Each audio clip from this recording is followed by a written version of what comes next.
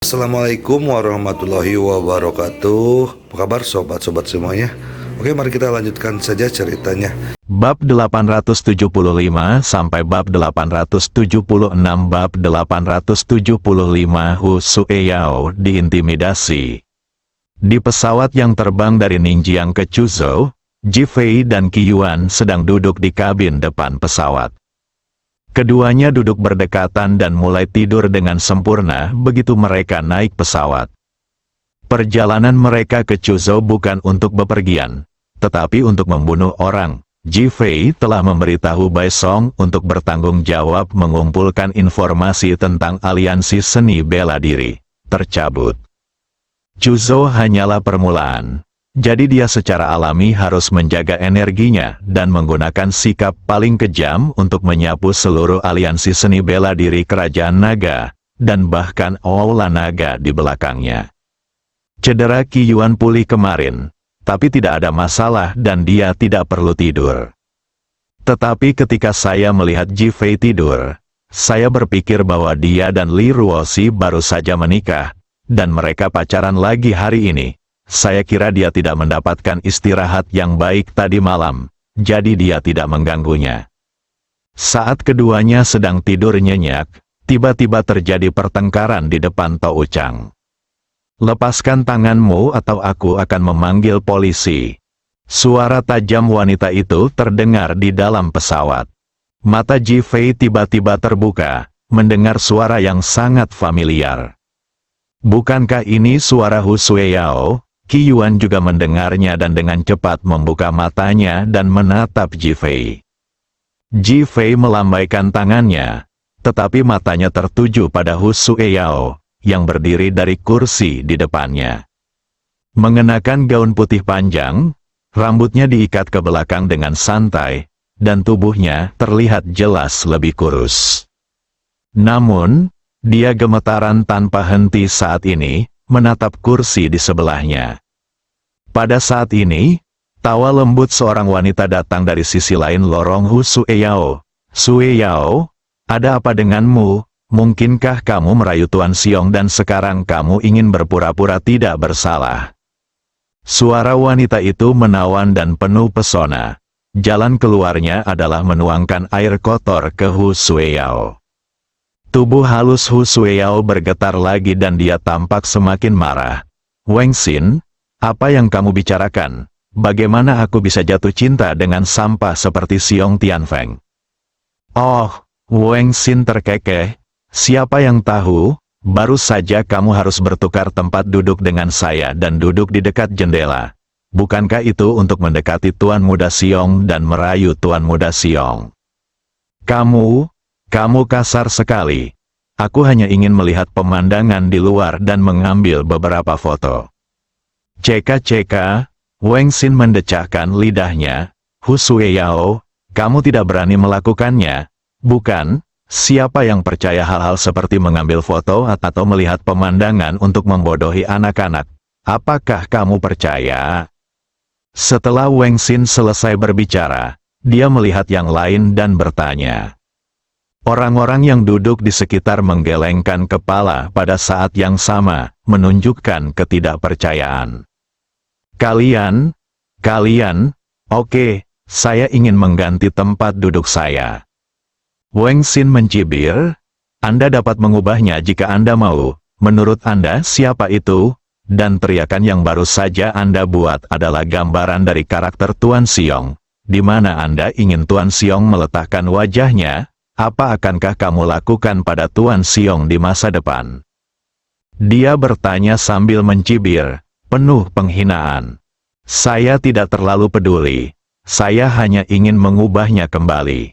Setelah Hu Sueyao selesai berbicara, dia hendak keluar.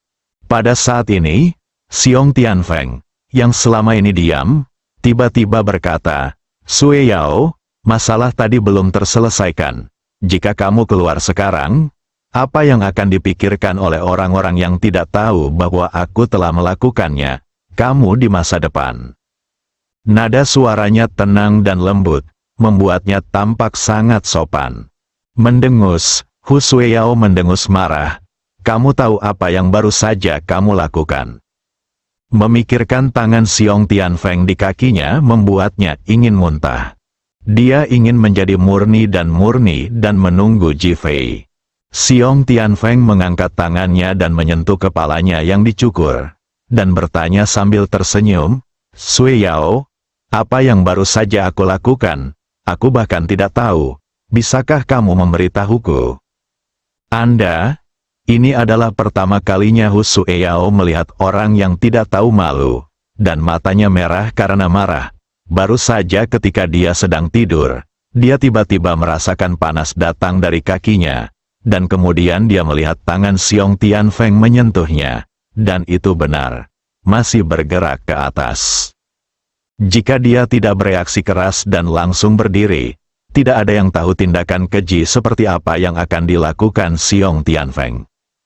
Sekarang dia tidak mengakuinya dan masih menggoda dirinya sendiri seperti ini, yang membuatnya sangat marah tapi tidak bisa berkata-kata. "Bicaralah, mari kita dengarkan." Wang Xin berdiri di samping, tersenyum dan berkata dengan nada bergosip. Wajah cantik Hu Sui Yao memerah dan dia sangat marah, tapi dia tidak bisa berkata apa-apa.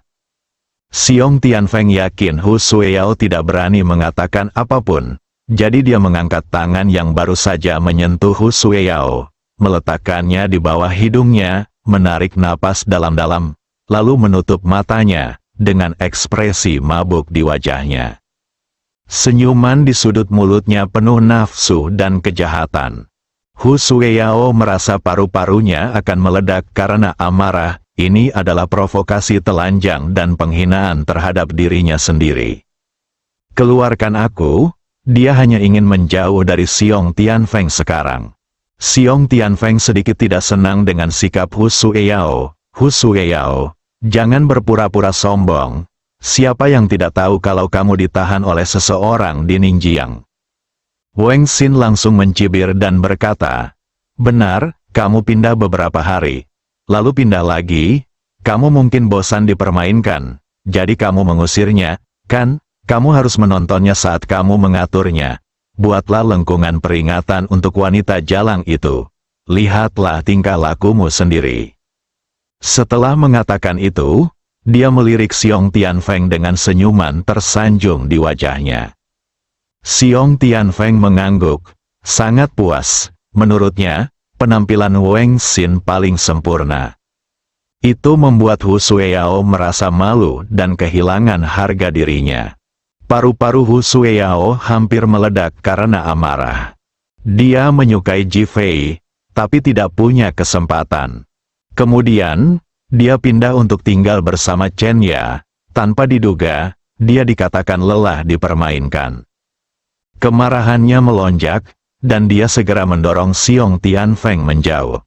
Tapi Xiong Tianfeng adalah seorang pria yang tingginya lebih dari 190 meter dan beratnya lebih dari 200 kilogram.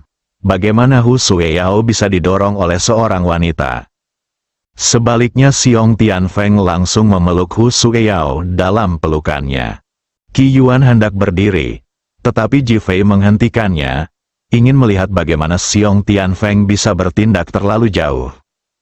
"Haha, Hu Sui Yao, aku tidak menyadari bahwa kamu begitu bermoral, dan kamu bahkan berinisiatif untuk melemparkan dirimu ke dalam pelukanku." Xiong Tianfeng berkata sambil tertawa, "Wanita yang tercela." Wang Xin mengerutkan bibir dan tertawa, lalu setuju. Patah, Hu Sui Yao sangat marah sehingga dia mengangkat tangannya dan menamparkan Xiong Tianfeng. Karena serangan mendadak itu, Xiong Tianfeng tidak siap dan memukulnya dengan keras. Mendengus, Xiong Tianfeng mendengus marah dan mendorong Hu Sui Yao ke kursi di sebelahnya. "Pelacur, kamu tidak berani mengakui bahwa kamu menyebalkan, dan kamu berani memukulku." Ada rasa dingin di matanya. "Keluarkan aku." Hu Sui Yao sudah menangis karena marah. Xiong Tianfeng mendengus dingin dan memandang orang lain di pesawat.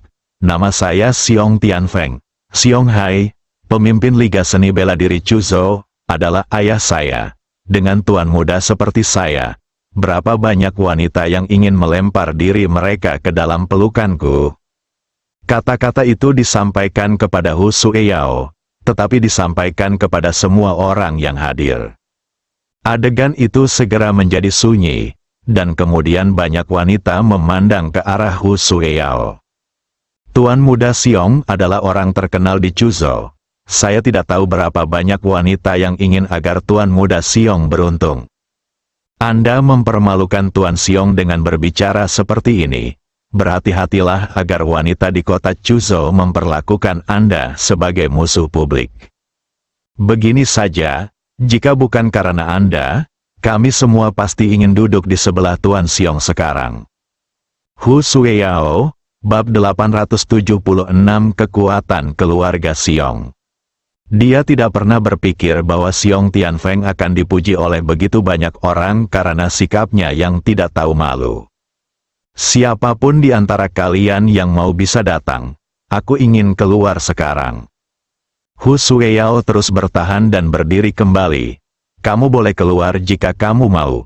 Lalu akui sekarang bahwa kamu mengambil inisiatif untuk merayu Tuan Muda Xiong dan bahwa kamu melecehkan Tuan Muda Xiong. Wang Xin berbicara lagi.